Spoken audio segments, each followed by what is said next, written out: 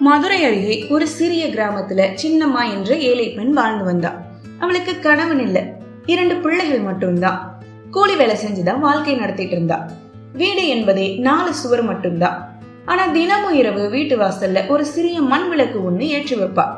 ஊர் ஆட்கள்லாம் கேட்டாங்க, சின்னம்மா உனக்கே எண்ணெய்க்கு கூட பணம் இல்ல, இந்த விளக்கு எதுக்கு அப்படின்னு கேட்டாங்க. சின்னம்மா சிரிச்சா. இரவுல வழி தெரியாம யாராவது வந்தா இந்த விளக்கு அவங்களுக்கு வழிகாட்டும் அப்படின்னு சொன்னா. அவங்க எல்லாரும் சிரிச்சாங்க. பைத்தியக்காரின்னு சொன்னாங்க. ஒரு நாள் இரவு பயங்கரமான மழை. பக்கத்து ஊர்ல இருந்து ஒரு வயதான ஆசான் வழி தவறிட்டாரு. காட்டு வழியில தனியா நடந்தாரு. அவருக்கு கால் வலிச்சிச்சு, கண்ணு தெரியல. தூரத்துல ஒரு சின்ன ஒளி தெரிஞ்சிச்சு, சின்னம்மாவோட மண் விளக்கு. ஆசான் நடந்து வந்தாரு.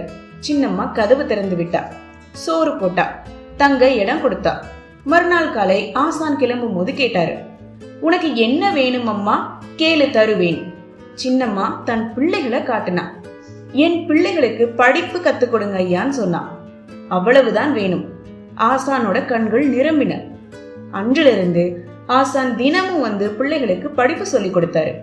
10 வருஷம் ஆச்சு. சின்னம்மாவோட பிள்ளைங்க இருவரும் பெரிய அதிகாரிகளா ஆனாங்க.